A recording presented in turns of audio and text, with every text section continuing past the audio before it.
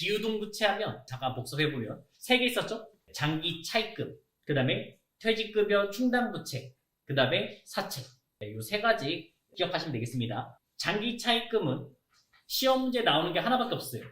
1년 이내에 도래했을 때 어떤 계정이요? 유동성 장기부채. 그래서 결산 문제로 요거밖에 안 나오고요. 그 다음에 퇴직급여 충당부채는 우리 직원이 나갈 거에 대비한 거죠. 먼저 써주시고, 그 다음에 그것보다 더 많은 소리가 나면 저희는 퇴직급여라는 비용을 써주시면 되겠습니다. 근데 그거 말고 더 중요한 거는 퇴직연금. 확정기여형, 확정급여형 있었습니다. 확정기여형일 때는 어떤 계정이요? 퇴직급여. 확정급여일 때는 퇴직연금 운용자산. 그래서 급여와 급여는 같이 올 수 없다. 이거 하나만 기억하시면 되겠습니다. 그 다음에 사채. 일단 사채를 쓰고 발행했고 그 다음에 돈을 받겠죠. 그러면서 이제 사채, 할인 발행 차금, 사채, 할증 발행 차금. 딱 요 정도까지가 회계 1급. 그러면서 이제 이론 문제는 저희가 할인 발행하거나 할증 발행했을 때 상각에 어떻게 되는지, 장부가가 어떻게 되는지, 그 다음에 총 이자가 어떻게 되는지 그 정도만 정리해 주시면 되겠습니다. 할인 발행했을 때는 어떻게 해요? 다 증가했죠. 상가액 증가, 장부가 증가, 그 다음에 총사채이자 증가. 할증 발행하면요, 상가액 증가, 나머지는 감소. 그래서 그거를 쉽게 이해하려면 그림. 할증 발행, 할인 발행해도 어차피 만기 때는 만나야 되잖아요. 원점에 만나야 되잖아요. 그 얘기가 되겠습니다. 자본은 5가지의 종류만 잘 구별하시면 돼요. 5가지 종류 뭐였어요? 자본금, 그 다음에 자본잉여금, 자본조정, 그 다음에 기타 포괄손익누계, 이익여금. 딱 5개 구별하는 문제가 제일 잘 나옵니다. 자본금은 어차피 하나밖에 없습니다. 자본금의 공식이 뭐였어요?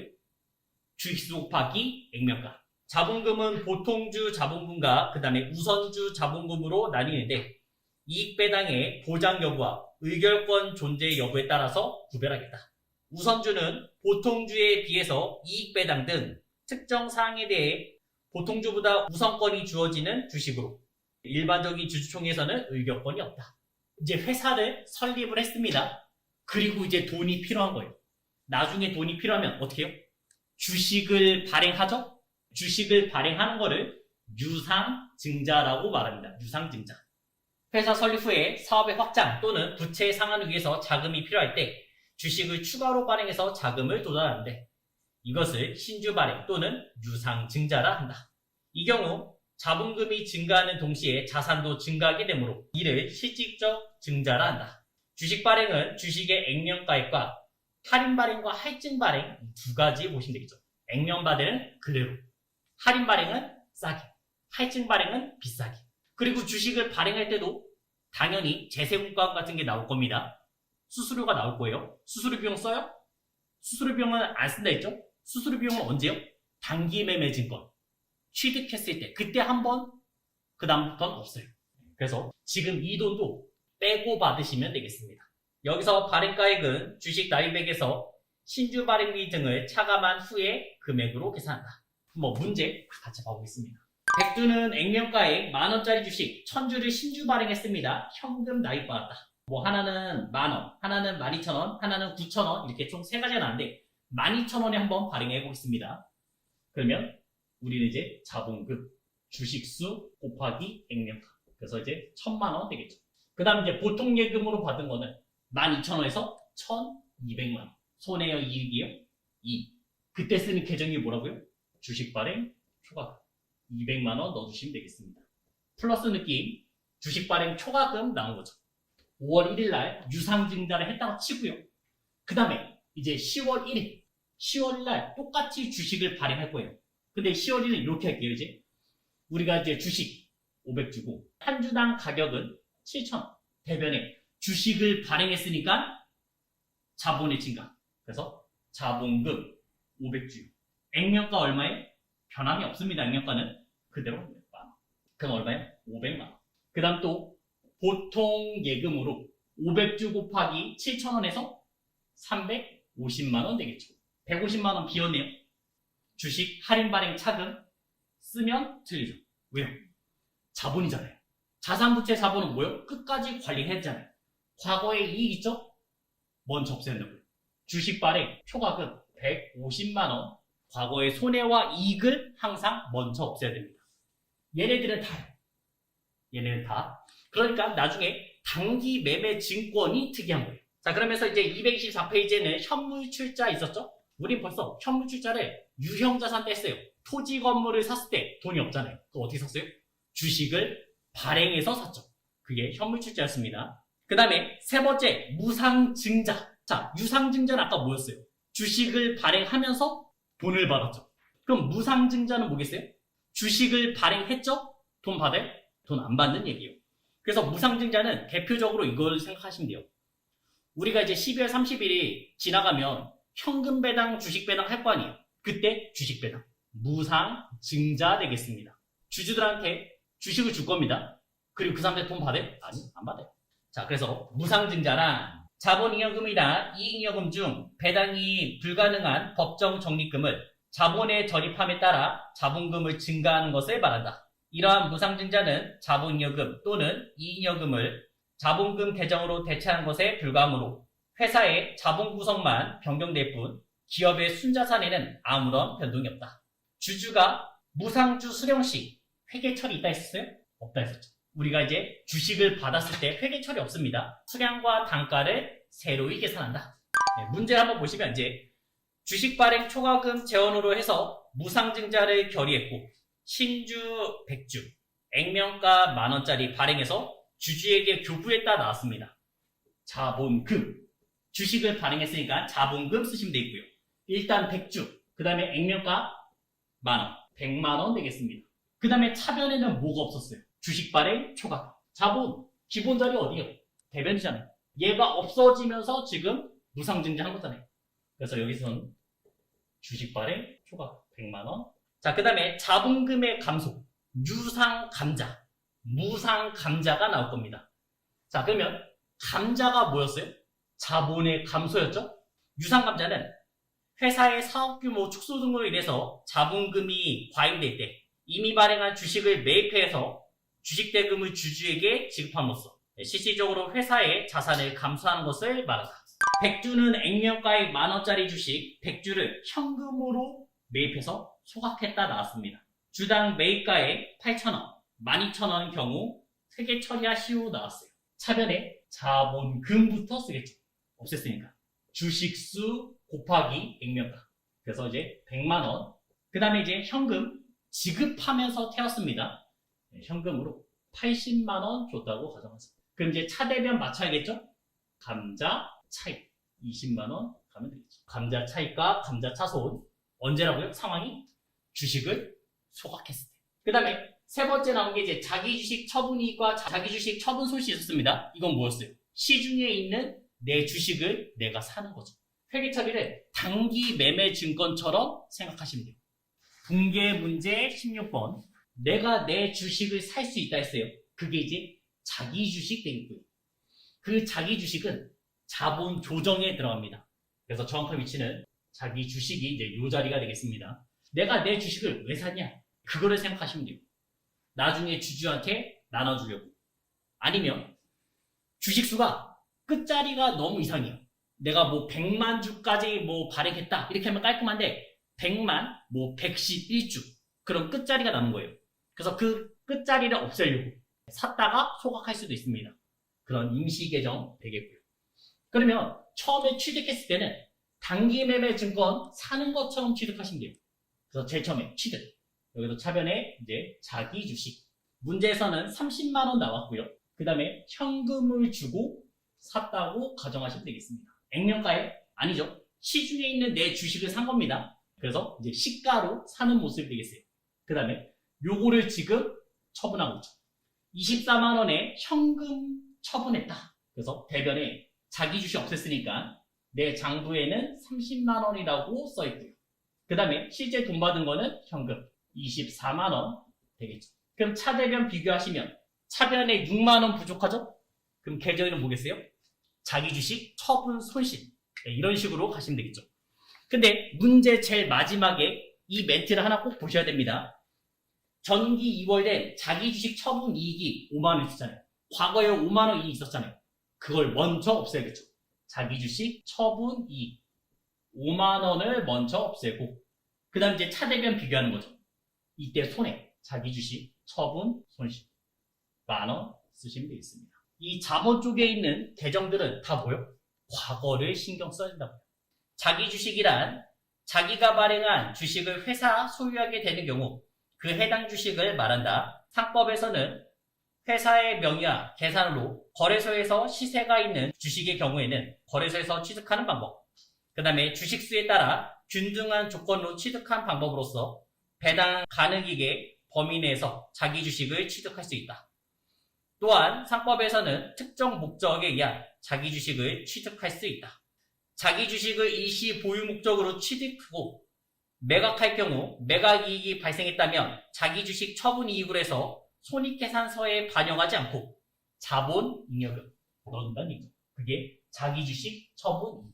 반대로 매각 손실이 발생했으면 자기 주식 처분 이익 계정 먼저 없애고 과거에 이익을 먼저 없앴고 그 다음에 이번에 자기 주식 처분 손실 넣어주시면 되겠습니다. 자본 잉여금은 이제 나올 거 다 나왔어요. 주식 발행 초과금, 감자 차익, 그 다음에 자기 주식 처분이 다 나왔고요. 그 다음 자본 조정은 주식 할인 발행 차금, 감자 차손, 자기 주식 처분 손실, 그 다음에 방금 전에 봤던 자기 주식도 요 자리 되겠고요. 자본 조정이 몇 개 더 있습니다. 미교부 주식 배당금. 미교부 주식 배당금이 뭐였어요? 우리가 이제 주주총회 때 현금 배당 하겠다, 주식 배당 하겠다 말하잖아요. 그럼 실제 줬어요? 아직 안 줬죠? 그러면 현금 배당 하겠다 했을 때 부채가 생겼죠? 그때 부채는 미지급 배당금이었고 주식 주겠다 했을 때는 아직 주식이 없습니다. 그때 나온 게 미교부 주식 배당금. 그게 이제 자본 조정에 들어오겠습니다. 이거 말고도 뭐 스톡옵션, 주식 매수 선택권 이런 게 되는 거죠. 이게 뭐냐면 우리 회사가 벤처기업이에요. 벤처기업은 일단 현금이 그렇게 많지 않잖아요. 이제 막 스타트 회사니까.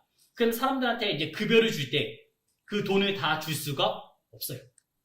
그래서 일정 부분을 주식으로 주는 거죠. 그럼 그 주식을 받은 사람들은 바로 팔 수도 없어요. 2년 정도의 경과가 지나면 그때 이제 매각할 수가 있습니다. 그 다음 그거 말고도 뭐 배당건설 이자 그런 게 다 자본 조정에 들어오겠습니다. 기타 포괄 손익무게. 우리가 대표적인 게 매도관증권 평가 손익 있었죠? 그거 말고도 몇 개가 더 있습니다. 해외사업 환산 손익. 이런 건 뭐냐면 우리 회사가 이제 글로벌 회사예요. 그 우리나라에서만 장사하는 게 아니잖아요. 해외에서도 다 장사를 하겠죠?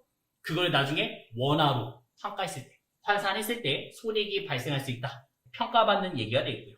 그 다음에 재평가 잉여금. 우리가 여태까지 건물을 샀어요. 건물을 샀으면 어떻게 했어요? 감가상각을 통해서 가치를 떨어뜨렸죠? 실제적으로 판단해봐요. 건물의 가치가 떨어져요? 아니요. 오히려 올라요. 집값이 오른다고요. 그때 그 차이를 말하겠습니다. 우리가 평가할 때 원가 모형법이 있고 그 다음에 재평가 모형법이 있는데 재평가했을 때 나오는 얘기가 되겠습니다. 이거 말고도 파생상품 평가 손익 같은 것도 있습니다. 이익여금은 뭐였어요? 우리 회사의 주된 아이템을 팔아서 번 돈이죠. 그래서 이 잉여금은 총 3가지로 나눠집니다. 여기서는 첫 번째가 법정 적립금. 법으로 이 돈을 쌓아둬라. 적립해둬라. 이렇게 말하는 거예요. 법정 적립금이 되겠고요. 그거 말고도 임의 적립금. 임의 적립금은 회사 정관에 의해서 돈을 쌓아주겠다 말하는 거죠. 우리 회사가 더 잘 나가려면 뭐 이 기계를 사야 된다. 아니면 이 건물을 사야 된다. 그랬을 때 회사 정관에 의해서 돈을 쌓아주는 게 임의 적립금 되겠고요. 맨 마지막에 남은 거는 미처분 이익여금. 이렇게 3가지의 종류가 되겠습니다. 자, 여기서는 제일 잘 나오는 게 이 법정 적립금, 요게 제일 잘 나옵니다. 이 준비금. 작년 2023년 우리 회사는 장사를 했습니다. 그 다음에 돈을 벌었을 거 아니에요. 그거를 이제 주주한테 나눠줘야겠죠? 뭐가 열려요? 주주총회 열리겠죠. 그럼 주주총회가 열리면 우리가 이제 현금 배당 할지 아니면 주식 배당 할지 이런 상황들이 생기겠죠. 자, 주주총회 했을 때 실제 돈 나눠줬어요? 아직 안 줬습니다. 차변의 계정에는 뭐겠어요? 일단 작년에 번 돈을 나눠주겠다. 잉여금이잖아요.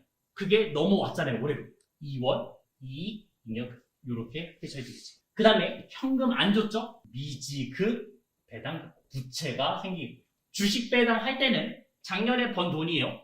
그래서 차변에는 2월, 2, 잉여금 똑같게 가면 되겠죠. 그 다음에 주식을 나눠줘야 되잖아요. 그때 쓰는 계정 미교부 주식배당. 자, 그리고 이 돈을 언제까지 주면 된다고요?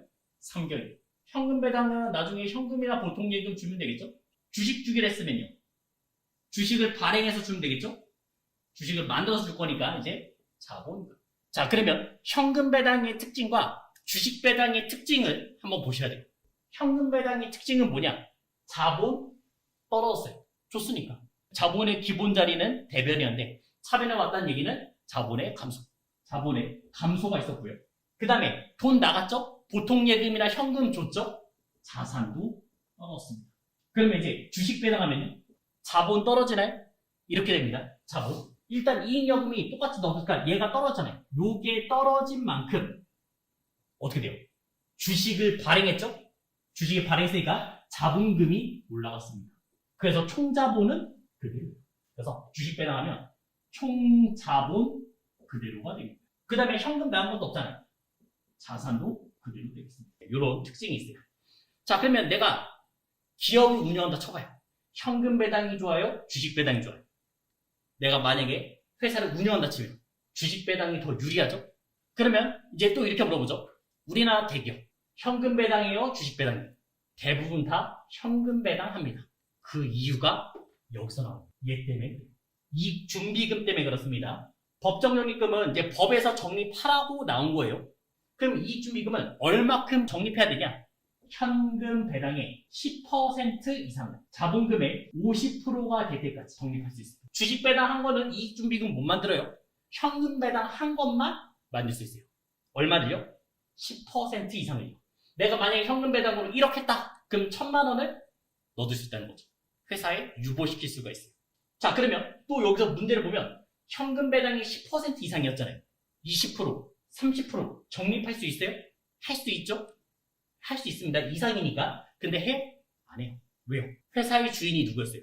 주주였죠? 주주, 개인이잖아요. 개인. 그 개인들은 회사의 돈을 쌓아두는 걸 원해요? 아니면 받는 걸 원해요? 받는 걸 원하잖아요. 배당을 받는 걸 원하잖아요. 그래서 항상 10%만 나올 겁니다. 그 다음에 나중에 쌓여서 계속 쌓여서 자본금의 50%가 넘을 수도 있을 거예요. 언젠가는 자본금의 50% 넘을 수 있습니다. 그때는 이제 임의적립금으로 바뀌겠습니다. 그래서 이익준비금이 뭔지 딱 하나만 기억하시면 됩니다. 자, 그러면서 이제 임의적립금은 이제 계정 이름 딱 2가지 정도만 보시면 돼요. 임의적립금이 아까 뭐였어요? 회사 정관에 의해서 돈이 필요한 거잖아요. 쌓아주겠다고 말한 거죠. 그래서 그 2가지 계정은 사업 확장 적립금. 내가 이제 사업을 키우려고 이 돈이 필요하다. 그래서 쌓아주겠다고 말하는 게 사업 확장 적립금이고요. 그 다음에 두 번째는 감채기금 적립금. 감채기금 적립금 되겠습니다. 감채기금 적립금 뜻이 뭐예요? 쉽게 말해서 부채를 갚으려고요. 감소, 채무. 그 채무를 갚기 위해서, 그 부채를 갚기 위해서 내가 돈을 쌓아줬다는 얘기죠. 이렇게 생각하시면 되겠습니다. 여기까지 오시면 이제 자본 쪽은 사실 끝이에요. 구별만 하시면 돼요. 계정 이름이 나오면 얘가 자본 조정인지 아니면 자본 이익여금인지 이런 것만 조절하시면 되겠습니다. 자, 그래도 책의 내용이 조금 더 있으니까 보면서 가겠습니다. 이익여금 처분계산서는 이익여금의 변동 내용을 보고하는 양식으로서 정기주주총회에서 이익여금 처분에 대해서 주주들로부터 승인을 받아야 한다. 정기주주총회는 회계연도가 끝난 뒤 3개월 이내. 아까 전에 뭐죠? 주주총회는 회계연도가 끝나고 3개월 이내. 3개월 이내 열리시면 되겠고요. 이때 재무제표가 확정된다. 따라서 회계연도 말 재무상태표에 처분하기 전에 이익여금 표시된다. 배당금에서는 현금 배당과 주식 배당, 그 다음에 현물 배당, 물건을 주는 배당이 있다. 근데 우리는 현금 배당과 주식 배당 위주로 나올 거니까 그거밖에 안 나오니까 그 2가지만 체크하시면 되겠습니다. 회계기간 1월 1일부터 12월 31일까지라고 한다면 배당 기준일은 12월 31일이고 주주총회 3개월 이내에 개최돼야 한다. 그래서 지급하는 것도 3개월 이내에 지급하시면 되겠습니다. 현금 배당하면 특징, 회사의 순자산이 감소되고 자본도 감소하게 된다. 아까 얘기했죠? 현금 배당하면 자본도 떨어지고 그 다음에 자산도 떨어진다. 그런 특징이 있었고요. 그 다음에 주식 배당하면 현금 배당과는 반대로 회사의 자산과 자본에 아무런 변화가 없다. 그 이유는 이익여금이 떨어진 만큼 우리는 자본금이 증가했죠? 그래서 총자본 변화가 없었고요. 그 다음에 실제로 나간 자산도 없어요. 그래서 총자본은 그대로. 회계 처리는 가끔 나오니까 한번 확인해 주시면 되겠습니다. 요 회계 처리요. 요거 가끔 나요. 1번부터 한번 해보시기 바랍니다. 자본 증자를 위해서 액면 5천원짜리 주식을 6천원에 발행했습니다. 대금은 전에 현금으로 수취했고 올바른 분기에 물어봤어요. 자, 유상증자 한 거죠? 돈 받았으니까 그럼 뭐요?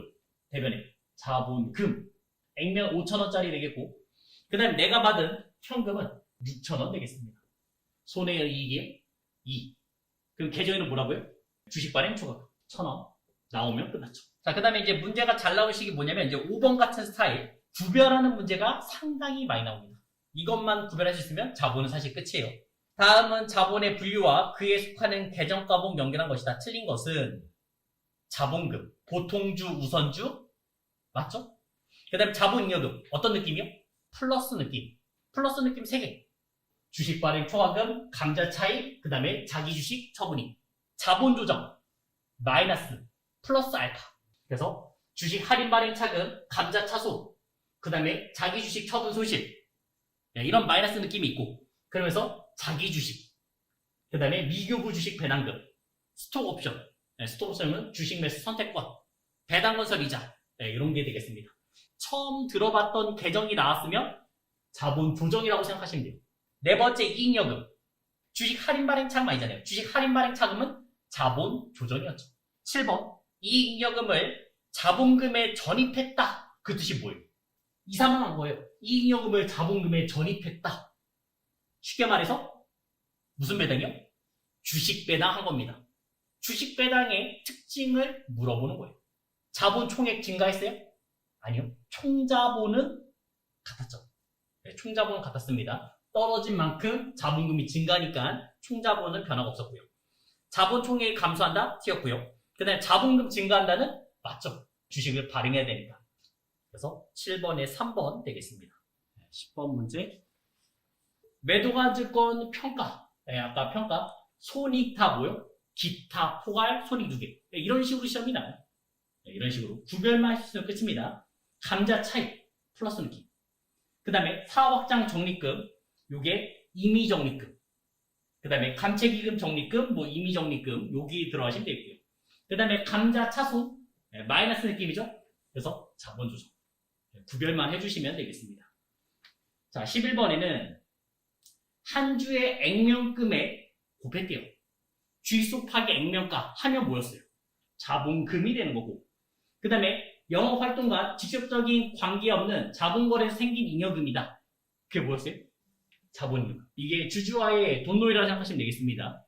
그게 자본잉여금이고. 그 다음에 영업활동 결과. 영업활동 결과로서 발생한 순이익의 원천화는 잉여금이다. 그게 이익잉여금. 우리 재본상태표 작성 기준에서 잉여금의 구분을 해달라 했잖아요. 자본잉여금인지 이익잉여금인지. 이거를 구별하는 얘기가 되겠죠. 14번 기타 포괄 손익 누계 항목이 아닌 것은 몇 번이에요? 4번이죠? 4번에서 뭐 있어요? 자기 주식 처분 손실이면요. 자기 주식 처분 손실이 어디 들어갔어요? 자본 조정. 이제 분계 문제로 좀 가보겠습니다. 13번. 지금 현재 상황이 주주총회 상황이에요? 아니면 실질적으로 배당하는 상황이에요? 배당하는 상황이죠? 그러면 우리 현금, 주식하면 현금 있을 때 주주총회에서 미지급, 배당금 요게 없어졌겠죠. 부채가 없어지고 미지급, 배당금이 없어지고 그 다음에 대변에는 실제 돈이 나가시면 되겠습니다. 그래서 현금으로 500만원 나가시면 되겠죠. 그 다음에 주식은요? 차변에 미교부, 주식, 배당금 쓰시면 되겠고요. 그만큼 이제 주식을 발행할 거죠? 그럼 뭐요? 자본금 500만원 가시면 되겠죠. 14번도 한번 해보시기 바랍니다. 포인트 되는 단어는 딱 하나예요. 소가. 이 단어를 보시면 무조건 차변에 자본금을 쓰셔야 됩니다. 우리가 주식을 발행했을 때 대변에 자본금 썼잖아요. 소가라는 얘기는 주식을 태웠다는 얘기예요. 그래서 차변에 자본금을 쓰시면 되죠. 차변에. 주식을 없애주시면 되겠습니다. 당사의 기발행 주식, 그 다음에 만주, 액면가 500원. 그래서 만주 곱하기 500원. 이만큼을 태웠다는 얘기잖아요. 그래서 500만원을 태웠고요. 그냥 태웠어요? 이 주식은 다 주주 거였잖아요. 네, 주주한테 돈을 줬겠죠. 그래서 400원씩 줬습니다. 매입해서 소각했다. 보통 예금으로 400만 원 준 거죠. 그럼 이제 뭐가 나야 돼요? 계정에는 감자 차익 100만 원 나오시면 되겠죠. 그래서 소각이란 단어가 나오면 차변에 자본금 쓰는 거고요. 그 다음에 감자 차익, 감자 차속 이 계정 두 가지가 떠오르시면 되겠습니다. 그래서 또 이렇게 낼 수도 있어요. 내가 내 주식을 산 다음에 자기 주식을 산 다음에 그 다음에 소각할 수 있어요. 이렇게도 연결시키시면 좋습니다. 이제 21번 유상증자를 위해서 보통주 만주 그 다음에 액면가 만원 한 주당 8,000원에 발행했습니다. 그 다음에 주급은 금일 보통예금으로 입금받았다. 단 이와 관련한 주식 발행 비용 이번에는 비용이 들었죠? 200만원 즉시 보통예금에서 지급했고 증자의 현재 주식 발행 초과금 잔액은 2천만원입니다. 자, 일단 주식을 발행하는 얘기입니다. 그럼 대변에 자본금 쓰셔야 돼요. 주식 수급하기 액면가 하시면 되겠죠. 그럼 얼마예요? 1억 되겠습니다. 저는 8,000원에 발행했으니까 8천만원을 받겠죠. 그래서 보통예금으로 8천만원을 받아야 되는데 그 중에서 200만원 들었죠? 200만원을 빼고 받으시면 되겠죠. 7,800만원을 받으시면 되겠습니다. 그럼 이제 손해가 생겼네요. 2,200만원 손해가 됐는데 과거의 이익을 먼저 없애겠죠. 주식 발행 초과금 2천만원을 먼저 없애버리고요. 아직도 200만원 부족하죠? 그게 이제 뭐예요? 주식 할인 발행 차금 200만원 되겠습니다. 이제는 수익과 비용. 자, 여기서는 그냥 계정 이름만 한번 정리하면서 넘어가시면 돼요. 수익과 비용이니까 어디요? 손익계산서 되겠죠? 수익과 비용은 기업의 경영 활동에 반드시 발생한다.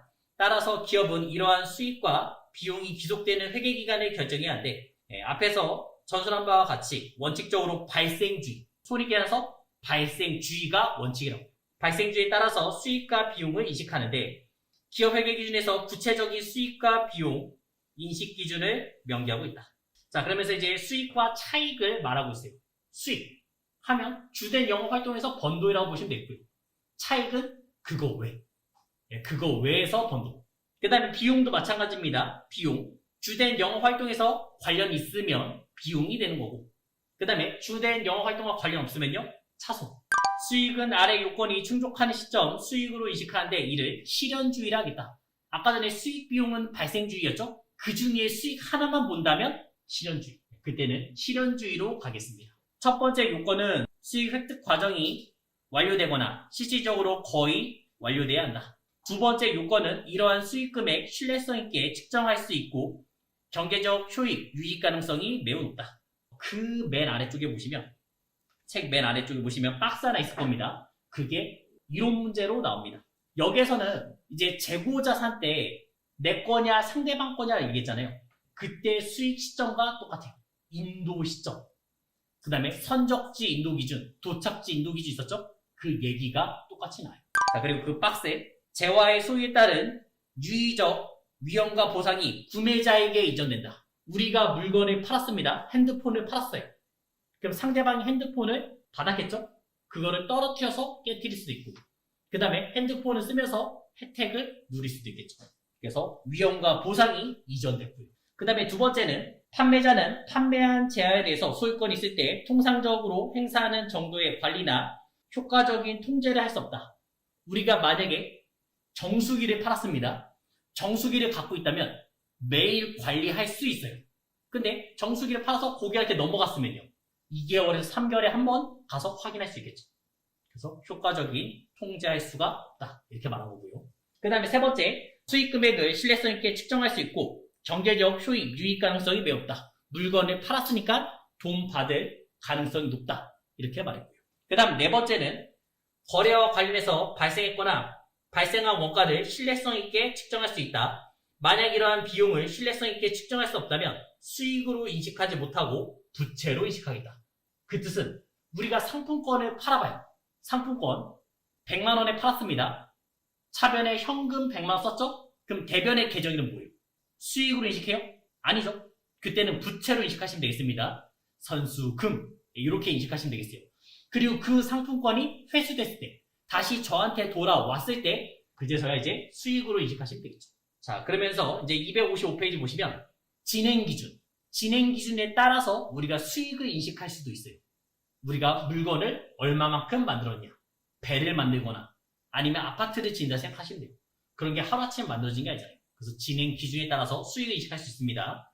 그래서 여기서 체크할 거는 진행 기준 인식하는 거는 용역의 제공 계약, 그 다음에 건설형 공사 계약, 이런 건 다 진행 기준에 따라서 수익을 인식하시면 되겠어요.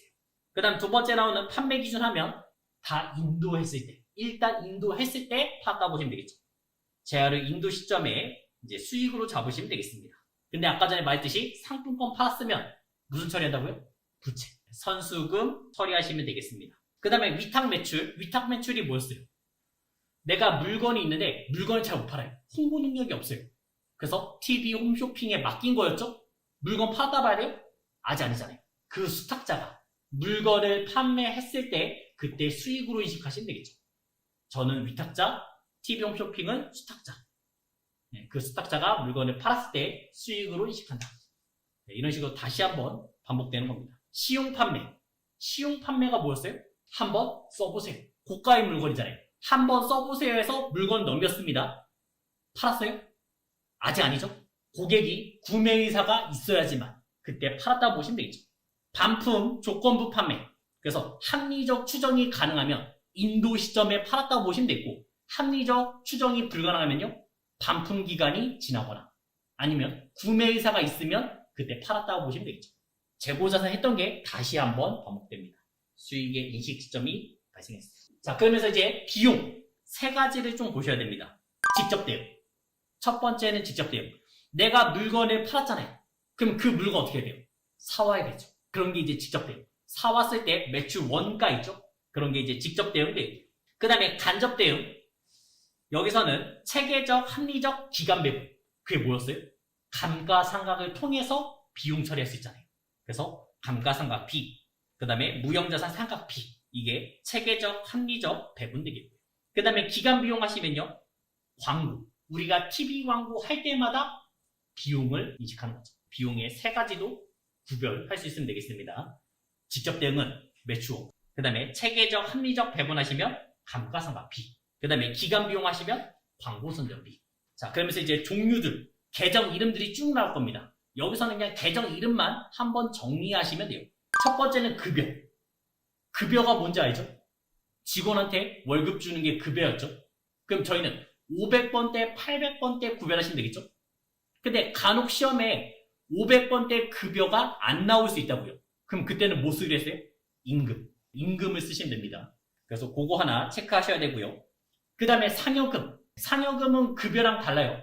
상여금 계정이 따로 있으니까 구별해서 넣으시면 되겠습니다. 그 다음 우리 회사에 일용직을 부를 수도 있을 거 아니에요. 너무 바빠요. 뭐 명절이에요. 그래서 일용직을 불렀어요. 아니면 어떤 중요한 사람이 와서 청소를 위해서 일용직을 불렀습니다. 그럼 그 사람들의 계정 이름? 잡급. 중요하지 않으면 잡급. 그 다음 퇴직급여, 비용. 그 다음 우리 직원한테 뭔가 해주는 건요? 복리후생비. 그 다음 4대 보험에서 복리후생비 쓰는 게 두 개 있었죠? 건강보험, 고용보험. 이런 거는 복리후생비 넣으시면 되겠고요. 그 다음에 여비교통비 언제 썼어요? 출장 갔을 때. 출장 갔을 때 쓰는 게 여비교통비 되겠고요. 그 다음에 통신비 하시면요, 일단 핸드폰, 그 다음에 전화기, 다 통신비 되겠죠. 과거에는 통신시설이 발달되지 않았어요. 그럼 어떤 것도 들어가 있어요? 등기, 우편 보내는 거 있죠? 그런 것도 다 통신비로 넣어주시면 되겠습니다. 전신료, 전화료, 우편료, 인터넷 사용료, 이런 거 다 통신비 되겠고요. 자, 6번에 수도관열비는 체크 한번 해주시기 바랍니다. 우리가 본사에서는 전기, 수도 많이 써요? 아니요. 공장에 비해서 상대적으로 적게 씁니다. 그러면 그 계정들을 합쳐서 수도관열비라는 계정을 쓰시면 되겠어요. 근데 공장에서는 많이 쓰죠? 그래서 그 계정들을 나눠서 가셔야 됩니다. 그래서 공장에서는 전력비, 가스, 수도료 이렇게 나누시면 되겠어요. 만약에 본사에서도 중요하다 하시면 800번대로 나누시면 돼요. 전력비 800번대, 그 다음에 가스, 수도료 800번대 가시면 되겠습니다. 근데 시험 자체에서는 수도광열비라는 계정을 쓰시면 되겠습니다. 가스, 수도료에는 가스료, 수도료, 그 다음에 유류비 이런 게 다 들어갈 수 있고요. 세금과 공과, 무슨 세금을 냈을 때 쓰는 계정이죠? 네, 세금과 공과 되겠습니다. 기업이 부담하는 국세, 지방세, 국가 또는 지방자치단체가 부담하는 공과금, 벌금, 과태료, 과징금, 이런 게 다 세금과 공가 되겠습니다. 그리고 그 다음에 하나 체크하세요. 뭐냐면 조합 또는 법정 단체 공과금 내는 거 있죠? 그런 것도 다 세금과 공과로 넣어주시면 되겠어요. 상공회의소비, 그 다음에 조합회비 이런 거 다 뭐예요? 세금과 공과. 그 다음 임차료, 내가 이 건물을 빌리는 거잖아요. 월세 내는 거잖아요. 그런 게 임차료 다 비용 되겠고요. 그 다음 차량 유지비, 차가 유지되는 거죠? 기름을 넣거나 주차를 하거나 그런 각종 비용, 차량 유지비 되겠습니다. 유류대, 그 다음에 주차비, 차량 수리비 이런 거 다 차량 유지비로 넣어주시면 되겠습니다. 그 다음 운반비, 물건을 샀을 때요, 팔았을 때요? 팔았을 때. 샀을 때는 취득원가에 가산했죠? 이런 거는 이제 팔았을 때 되겠고요. 그게 운반비 되겠고. 소모품비, 소모성 물품이었죠? 중요하면 소모품 자산으로 가시면 되겠고, 중요하지 않으면 소모품비, 비용 처리하시면 되겠습니다. 판매 및 관리 업무에서 사용하는 소모성 비품 구입에 관한 비용으로서 사무용품, 기타 소모자재 등이 있다. 그 다음 교육훈련비, 요거는 언제 썼어요? 외부 사람을 불러와서 우리 직원을 훈련했을 때. 그래서 2024년 올해 이제 개정세법이 바뀌었을 거예요. 그러면 외부 사람을 불러왔어요. 그러면서 우리 직원들을 교육하는 게 교육훈련비 되겠죠. 그 다음에 도서인쇄비, 신문, 잡지, 명함 이런 건 다 도서인쇄비. 판매 및 관리 업무용 도서 구입비 및 인쇄에 관련된 비용을 말한다. 그 다음 수수료 비용, 판매 및 관리 업무에서 제공받은 용역의 대가를 지불할 때 사용하는 비용을 말한다. 우리가 임차료라고 쓰면 약간 장기의 그런 뜻이 숨어 있어요. 임차료, 우리가 이 건물을 뭐 1년치 임차를 했어요. 그래서 매달 월세를 얼마씩 냅니다. 자동차 당연히 렌트할 수 있죠? 임차료 될 수 있고요. 그 다음에 내가 하루 만약에 빌릴 거예요. 그럴 때 수수료 비용 많이 씁니다. 자, 그 다음에 접대비, 거래처한테 뭔가 사주는 게 접대비죠. 그래서 거래처에 대한 경조금, 그 다음에 선물대, 기밀비 이런 게 다 접대비 되고요. 보험료, 화재보험료, 자동차 보험료 이런 게 다 보험료 계정 쓰시면 되겠고, 수선비, 판매 및 관리 업무, 건물 비품 등의 수선비, 그게 수선비 되겠죠. 그 다음 광고 선전비, TV 광고, 지명 광고, SNS 광고, 우리 물건을 홍보하는 거죠. 광고 선전비 되겠고, 그 다음에 감가상각비, 체계적 합리적 기간 배분, 그래서 정액법, 정률법, 연수학계법 이런 거 잊지 마시고요. 그 다음 대손상각비, 우리가 대손 충당금을 만들어놨을 거 아니에요. 못 받을 걸 대비해서 만들어놨습니다. 근데 그것보다 더 많은 손해가 났을 때 대손상각비 되겠죠. 주된 거래였죠. 만약에 주된 거래 아니라면요, 기타의 대손상각비. 자, 그 다음에 건물관리비, 보수, 그 다음에 청소, 건물 소독 이럴 때 쓰는 게 이제 건물관리비 되겠고요. 최근에 한 2번 정도는 나왔어요. 그래서 체크는 한번 해주시고요. 그 다음에 연구비, 우리가 무형자산 때 첫 번째 그 개발비 가는 과정이었잖아요. 코로나가 퍼졌고 거기에 이제 치료하는 물질들을 찾을 때 쓰는 게 연구비. 그러다가 어떤 물질을 하나 선택을 했습니다. 실험할 거니요. 성공할 수도 있고 실패할 수도 있잖아요. 실패했을 때는 어떤 계정이요? 경상 연구개발비. 그 다음에 마지막은 잡비. 또 잡이란 단어가 들어갔죠? 중요하지 않다. 이상 열거한 판매비와 관리비에 해당되는 비용 외에 발생 빈도나 금액에 중요성이 없는데 그럴 때 이제 잡비 쓰시면 되겠습니다. 다 판관비예요. 800번대 비용이었습니다. 여태까지는. 자, 그 다음에 이제 900번대 비용. 자, 이자 수익, 이자 비용. 우리가 은행에다가 돈을 넣어놨으면 이자를 받을 수 있죠? 근데 그 돈 다 받는다 했어요? 아니잖아요. 세금 떼고 받을 거 아니에요. 그 세금 떼는 계정 이름 뭐였어요? 선납 세금. 그럼 이자를 줄 때는요, 그것도 세금 떼고 줄 겁니다. 예수금. 원천징수한 거니까 예수금 되겠습니다. 그 다음 배당금 수익. 우리가 주식을 갖고 있었으면 현금 받을 거죠? 차변에 현금, 대변에 배당금 수익 넣어주시면 되겠고요. 만약에 주식 받으면요, 회계 처리 없죠. 수량과 단가만 새로이 계산한다. 자, 그 다음에 임대료. 자, 임차료는 아까 몇 번대였어요? 800번대 임차료입니다. 그러니까 내 영업과 관련이 있다는 얘기예요. 근데 임대료는요, 내가 건물주예요. 우리의 주된 영업활동과 관련이 없어요. 그래서 얘는 900번대. 800번대, 900번대 다릅니다. 구별 한번 해주셔야 돼요. 그 다음에 단기매매증권 평가이익, 단기매매증권 평가손실 12월 30일 기말 때 주식이 얼마만큼 올랐는지, 얼마만큼 떨어졌는지 얘기하는 게 단기매매증권 평가손익이 되겠고, 그 다음에 단기매매증권 처분손익도 있죠? 그거를 팔았을 때. 그 주식을 팔았을 때 단기매매지권 처분 이익, 단기매매지권 처분 손실 계정이 있겠죠. 외환차익, 외환차손 기중이에요, 기말이에요? 기중이에요. 내가 물건을 팔았습니다. 그리고 돈 받기로 할 때 외화가 계속 변했을 거 아니에요. 그때 이득이 나면 외환차익이 되는 거고 손해가 나면 외환차손. 그럼 기말에는 또 평가해야 되잖아요. 얼마만큼 올랐는지 얼마만큼 떨어졌는지 확인하셔야겠죠? 그때 쓰는 계정이라면요. 외화, 환산, 손실. 외화, 환산, 이익. 이런 계정 쓰시면 되겠죠. 유형자산을 처분했을 때 우리가 사용하는 노트북을 팔거나 온풍기를 팔았어요. 그럼 비품을 판 거죠? 그래서 유형자산 처분 이익과 유형자산 처분 손실이 생길 수 있고요. 그것도 다 900번대입니다. 영어과 상관이 없어요. 그 다음 자산 수증 이익. 언제요? 대표자. 아니면 주주한테 우리가 뭔가를 받은 거죠. 그때 쓰는 계정이 자산 수증 이익. 그 다음 채무면제 이익은 부채를 안 갚아도 된다 했을 때 쓰는 게 채무 면제 이익. 그 다음에 잡이익과 잡손실. 우리 보통 언제 썼어요? 얘? 결산 때 현과 부족을 무조건 없애야 되잖아요. 공시하면 안 되잖아요. 그때 쓰는 계정 되겠죠. 네, 잡이익과 잡손실이 되겠습니다. 재고자산 감모손실. 언제였어요? 수량 부족분이고 정상이에요, 비정상이에요? 비정상일 때 차변에 재고자산 감모손실 쓰시면 되겠고요. 그 다음 대변에는 뭐 상품, 제품 이런 식으로 쓰면 되겠죠. 그러면서 상품, 제품, 원재료가 대변에 가면 적요 8번까지 기억하시면 되겠습니다.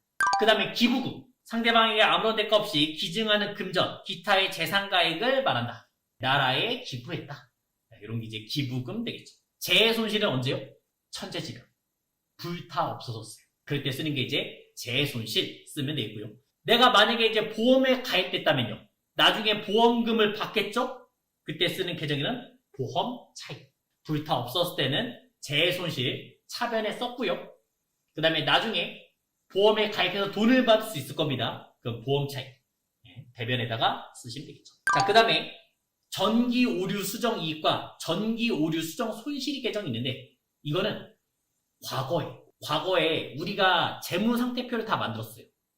근데 그거를 지금 잘못됐다는 거를 발견한 거예요.